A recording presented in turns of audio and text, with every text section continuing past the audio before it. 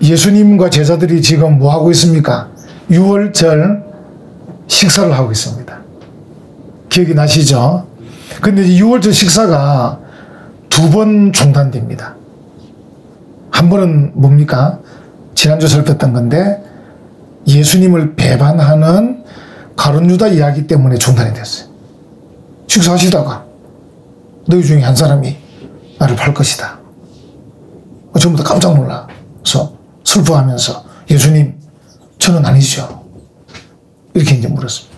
그리고 이제 식사가 또 재개되었는데 또 한 번 중단이 됩니다. 예수님께서 떡과 포도주를 가지시고 떡을 떼어 나눠주시고 잔을 부어서 나눠주시면서 이것은 너희를 위한 나의 몸과 나의 피다. 이렇게 말씀하시는 거예요. 그래서 이제 유월절 식사를 하시면서 두 번이나 중단되는 그런 일이 일어났고, 이제 이 오늘의 이 본문, 이게 이제 예수님이 우리 보통 왜 시연한다 그러죠. 본격적 공연을 앞두고 실험적으로 해보는 게 시연이라고 그러잖아요. 시연. 기계도 구르고 모든 것들. 예수님께서 이제 조금 있으면 어떻게 됩니까? 고난받고 십자가에 달려서 살 찢어지고 피 흘리시고 죽으실 거란 말이죠.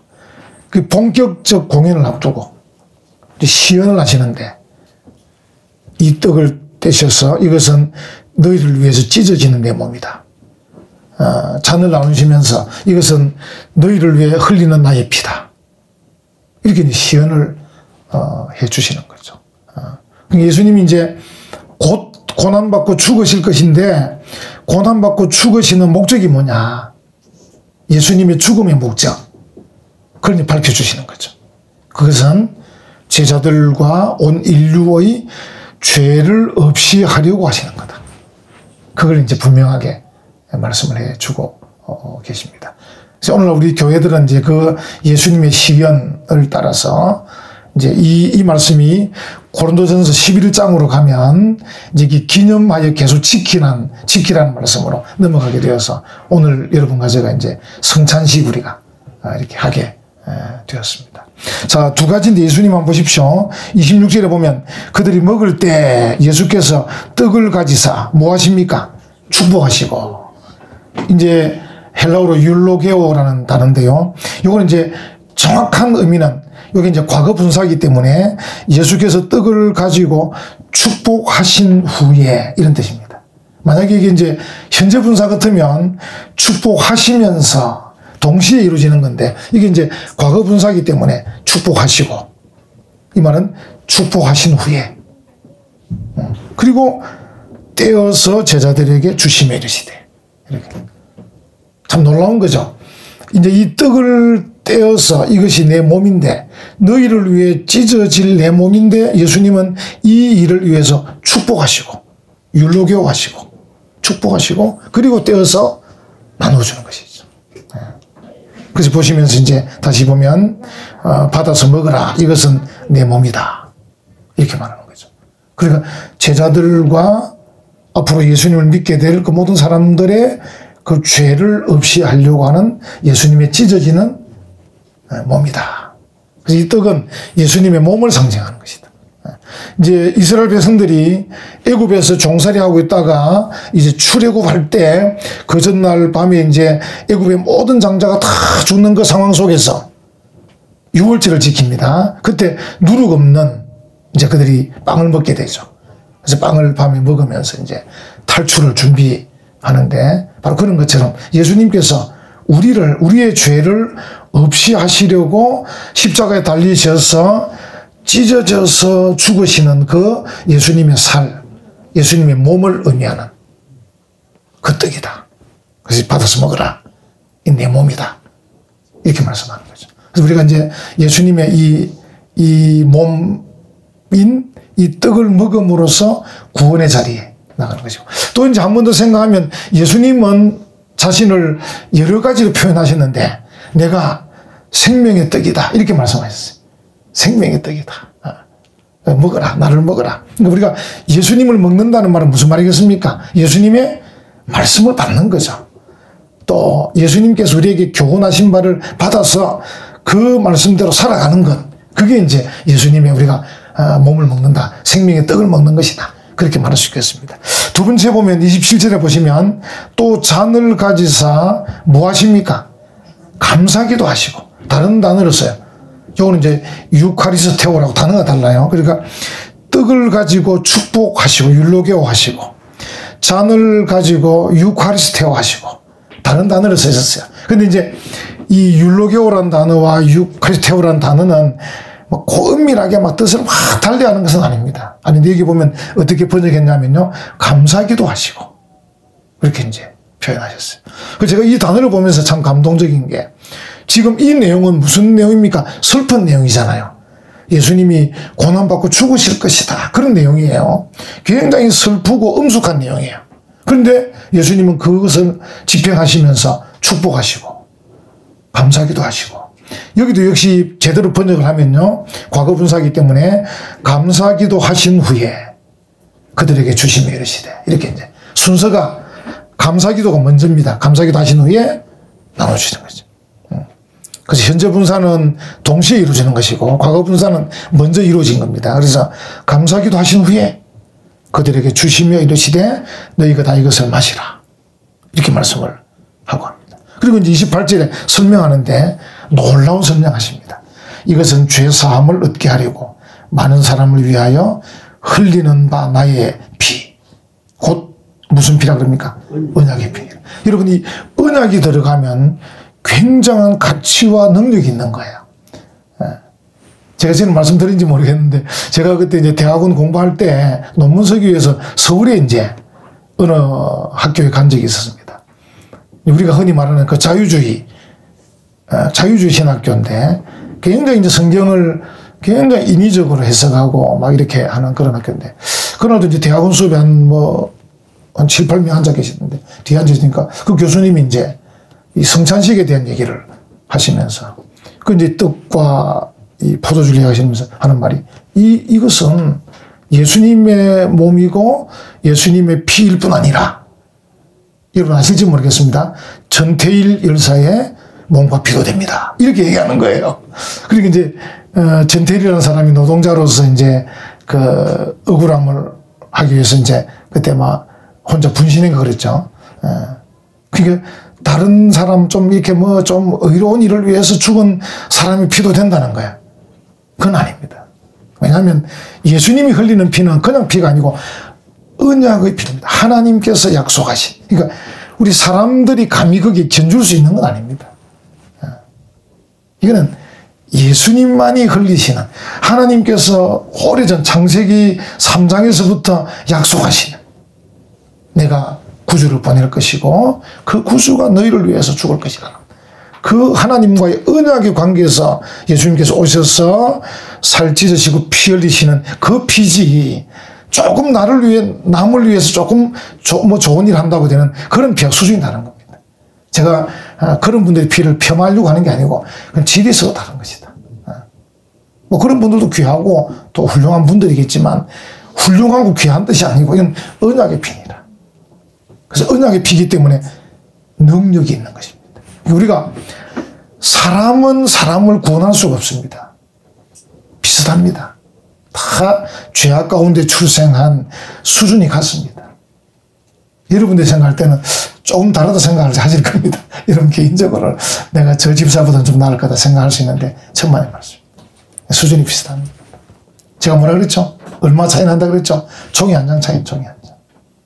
종이가 얼마나 얇습니까? 종이 한 장 차이밖에 안 나요. 그래도 우리는 조금 기도도 하고 조금 성경 좀 알고 조금 뭐 있으면 굉장한 줄 알지만 그렇지 않습니다. 다 죄악 중에 출생한 예수님의 그 보혈이 아니면 안 되는 그런 죄인, 다 같은 죄인입니다. 우리 그런 죄인들입니다. 그래서 이제 예수님의 이 피는 언약의 피, 능력의 피, 약속의 피입니다. 그래서 이것은 능력이 있고 우리를 구원할 수 있는 그런 피다. 이게 분명히 말씀하잖아요. 나의 피 곧 언약의 피니라. 이렇게 말씀을 하고 계셔요. 그리고 지금 이 두 가지 떡을 떼시면서 이것은 내 몸이다. 너희를 위해 찢어지는 내 몸이다. 근데 이 이야기를 하면서 엄숙한 얘기인데 축복하시면서 너희가 이 일이 좀 엄숙한 일이지만 복을 받기를 원하고 이제 잔을 나누시면서 이것은 너희를 위해 흘리는 나의 피, 언약의 피다. 받아서 마시라 하면서 감사기도 하시고 실제로 본인은 이제 조금 시간이 지나면 살이 찢어지고 창에 찔려 피가 흘려지는 그 상황을 맞이할 건데 그 엄숙한 건데 본인은 엄숙한데 제자들과 사람들을 위해서는 축복하시고 감사기도 하시는 그런 예수님 모습을 여기서 볼 수가 있습니다. 왜냐하면 이 일이 예수님에게는 정말 엄청난 고통의 일이고 고난의 일이고 슬픔의 일이지만 이 일이 결국은 제자들과 많은 사람들을 구원하는 정말 귀한 일이기 때문에 예수님께서는 축복하시고 감사기도 한다. 이런 것이죠. 여러분과 저도 신앙생활 할 때 어떤 일에 조금 이제 고통스러운 일이 있을 수도 있고 힘든 일이 있을 수가 있어요. 그래도 그 일이 하나님의 뜻을 이룬다든지 예수님께서 걸어가신 그 길을 따라 걸어가는 그런 길일 때는 우리 역시 축복하고 우리 역시 감사기도 할 수 있어야 됩니다. 또 그렇게 하게끔 됩니다. 스스로 하게끔 됩니다. 그러니까 우리가 이제 떡을 나눈다고 할 때는 이것은 생명의 떡이신 예수님을 생각하면서 예수님께서 뭐라고 말씀하셨는가 그 말씀 따라 살아가고 우리가 이 참 피를 볼 때마다 예수님께서 고통으로 흘리신 피 나를 구원하기 위해 흘린 피입니다. 우리가 예수님의 그 생명의 떡이신 예수님의 말씀을 따라 걸어가는 그 길이 사실은 고통의 길일 수도 있습니다. 복된 길이고 구원의 길이지만 고통의 길일 수도 있기 때문에 그 고통의 길을 걸어감에 있어서도 감사기도 할 수 있는.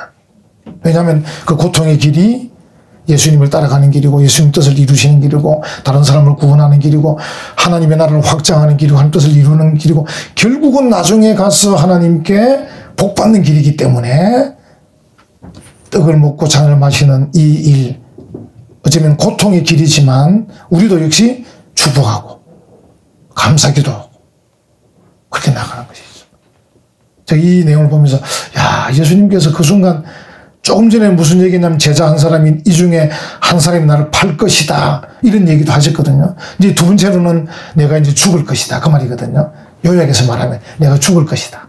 그래서 뒤에 바라볼 때 이것은 축복할 일이고 감사기도 할 일이다 이렇게 말하는 거예요. 이게 참 놀라운 일인 거죠. 여러분과 제가 예수님의 말씀을 따라 이제 걸어갈 때 그 길이 조금 좁은 길이고 협착한 길이고 힘든 길일 수가 있어요. 예수님의 말씀을 따라 사는 것은 쉬운 길은 아닙니다. 어떤 경우에 있어서 뭐 쉬운 길도 있겠지만 어떤 경우는 어려운 길이고 고통의 길이에요. 그런데 그 길이 우선은 고통의 길이지만 멀리 바라보면 복된 길이에요. 멀리 바라보면 영광의 길이에요. 멀리 바라보면 하나님의 복을 받는 놀라운 길이에요. 그래서 우리도 어떻게 합니까? 우리가 그 길을 걸어갈 때 축복하면서 걸어가고 감사기도 하면서 걸어갈 수 있는 것입니다. 여러분들이 예수님의 말씀을 따라 걸어가실 때 혹 고통의 길이고 혹 어려운 길이고 혹 힘들고 뭐 좀 복잡한 길을 할지라도 예수님처럼 오히려 축복하면서 오히려 감사기도 하면서 걸어가는 믿음의 성도들 되시기를 간절히 축원합니다. 예수님은 제자들에게 지금 이제 가까이도 보게 하시고 멀리도 보게 하셔요. 그게 이제 여기 한번 보십시오. 29절 한번 보십시오. 그러나 너희에게 이르노니 내가 포도나무에서 난 것을 이제부터 내 아버지의 나라에서 새 것으로 너희와 함께 마시는 날까지 마시지 아니하리라. 실제로는 못 마시는 거죠. 왜? 돌아가시니까. 죽으시니까. 자, 근데 내용을 가만 보면요. 아버지의 나라에서 새 것으로 마시는 날이 있다는 거죠. 그 제자들이 지금 예수님의 이 말씀 속에서 방금 말씀드린 대로 두 가지를 동시에 보는 거예요. 그러면 지금 예수님께서 이 이제 포도주를 마시지 못하는 이별이 온다는 것이고 결국은 죽음이 온다는 것이잖아요. 이게 슬픈 거죠. 근데 또 가만 생각하면 아버지의 나라에서 새 것으로 함께 마시는 날이 온다는 거죠. 그러니까 이제 짧게도 볼 수 있어야 되고 멀리도 볼 수 있는 이걸 지금 예수님께서 말씀하고 계신 거예요. 여러분 지금 유월절 식사하는 이 상황을 다시 한번 생각해 보면요. 유월절 식사하는, 유월절 식사 자체는 어떻게 보면 참 좋은 것인데, 두 가지를 예수님 말씀하셨는데, 하나는 너희 중에 한 사람이 나를 배반할 것이다. 좀 슬픈 일입니다. 그래서 제자들이 다 근심하면서, 여러분 기억날지 몰라도, 메테, 에고, 에이미, 퀴리에, 주님, 나는 아니죠. 이렇게 할 정도로 굉장히 심각한 상황이었고, 두 번째 얘기도 예수님이 떡과 포도주를 나누시면서 이것은 너희를 위한 나의 몸과 내 피다. 내가 곧 죽는다. 이렇게 말씀하시는데, 물론 예수님께서 그렇지만 아버지의 나라에서 다시 너희와 내가 결합할 때는 새로운 포도주를 마실 거다. 이렇게 말씀하시는데, 제자들이 만약에 이 순간에 영안이 열리지 못하면 정말 음울하고 엄숙하고 슬픈 시간이죠. 영안이 열리지 못한. 여러분과 저도 예수님의 말씀을 따라 살아갈 때 영안이 열리지 못하면 힘들어서 못 가는 겁니다. 우리의 영안이 열리지 못하면 그 고통의 길을 못 가는 것입니다. 그래서 예수님께서 뭐라고 말씀하셨습니까? 많은 사람이 넓은 길로 간다. 그러나 너희는 좁은 길로 가라. 그 길은 좁고 협착하여 뭐라고 말씀합니까? 찾는 이가 적음입니다. 영안이 열려야 됩니다. 여러분 걱정하실 필요는 없는 게, 야, 그럼 좁은 길로 어떻게 갈 거냐? 영안이 열리면 가는 것입니다. 이게 안 보여서 못 가는 겁니다. 몰라서 못 가는 겁니다. 우리가 뭐 해야 됩니까? 은혜 받아야 됩니다. 모든 성도들이 이제 은혜 받을 생각을 해야 되거든요. 은혜 받을 생각. 계산하고 따지는 생각하지 마시고 하나님 앞에 은혜 받을 생각을 꼭 하셔야 돼요. 은혜 받아서 영안이 열리면 얼마든지 갈 수 있습니다. 그래서 우리가 뭐 해야 됩니까?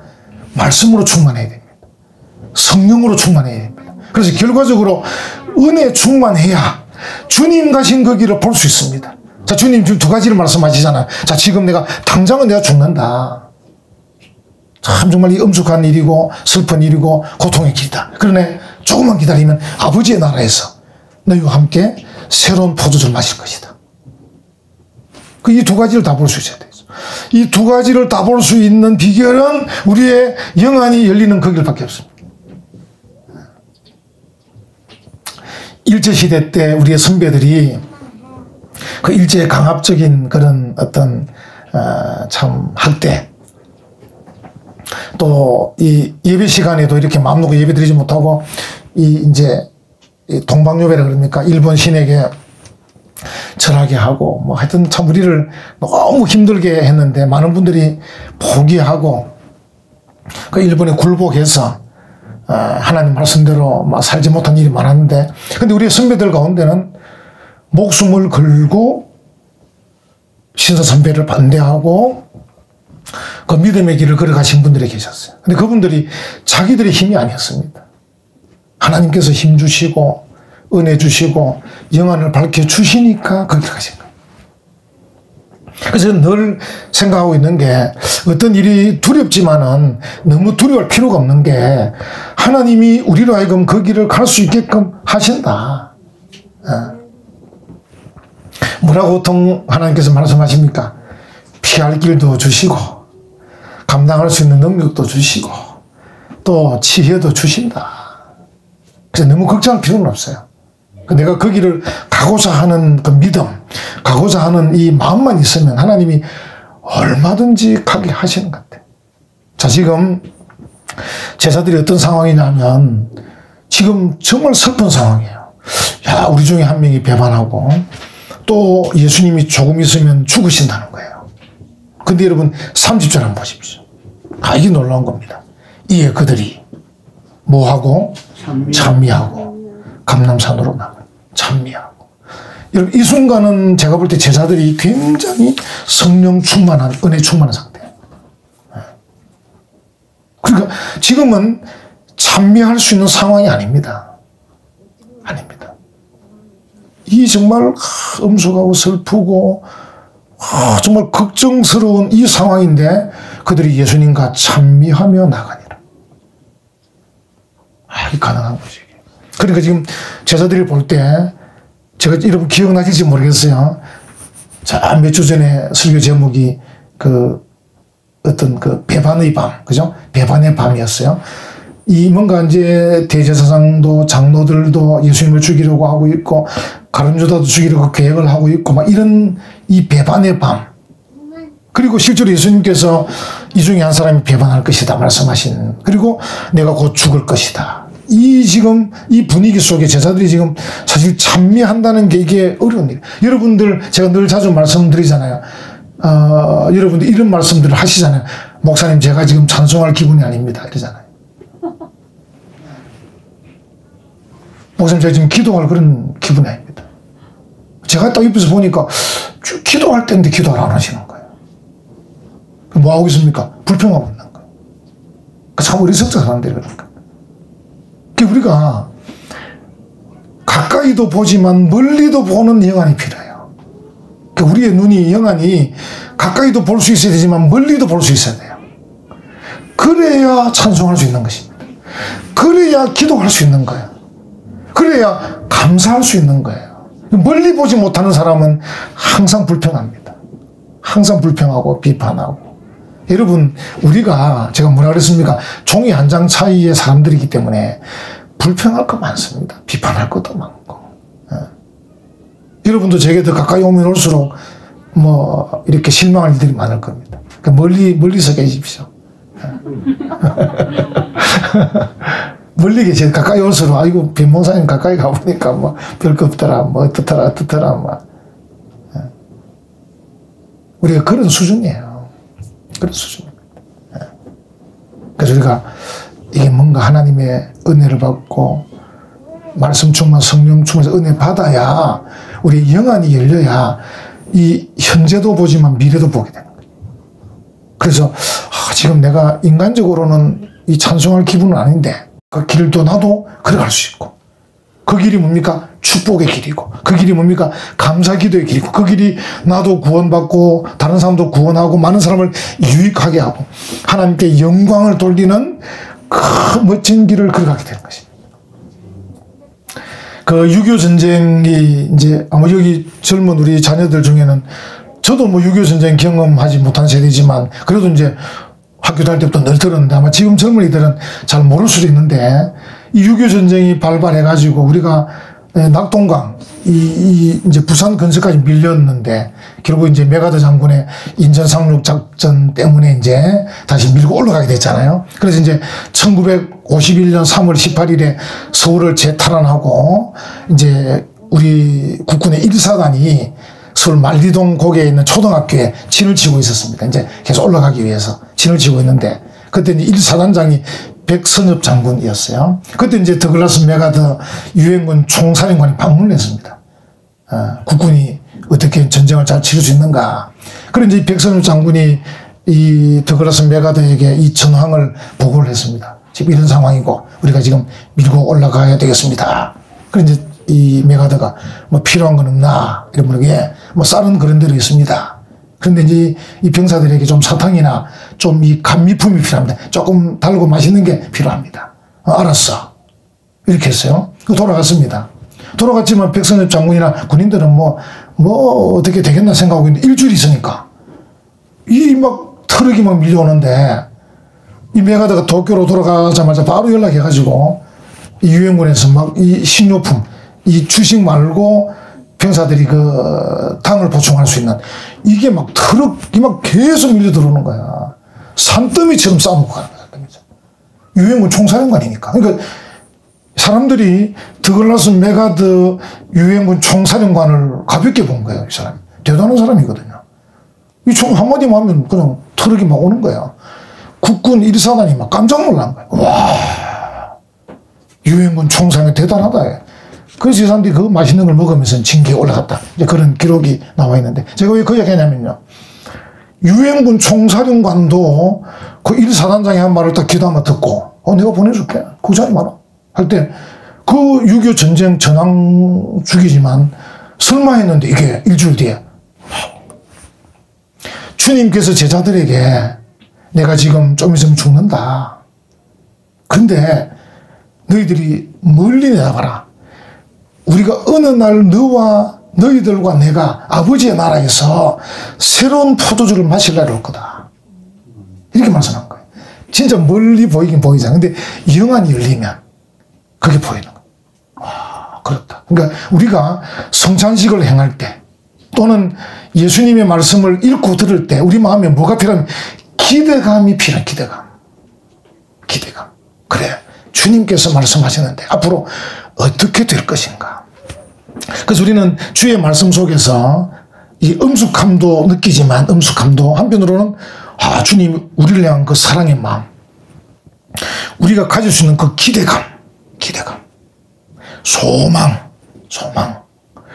복 받을 것에 대한 그 기쁨, 이것들을 다 누리게 되는 거죠. 그래서 이제 은혜 받은 성도들의 특징이 뭐냐면요, 말씀을 들을 때든 읽을 때든 말씀을 듣고 읽을 때 울면서 웃으면서 보는 것입니다.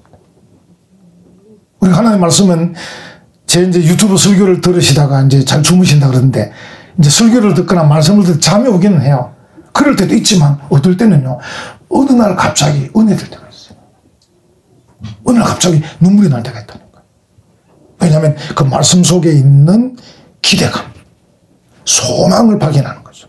그래, 예수님이 지금은 당장 죽는 것 같지만 이제 좀 지나면 아버지의 나라에서 새로운 포도주로 먹고 마실 것이다. 기대감을 받을 거죠.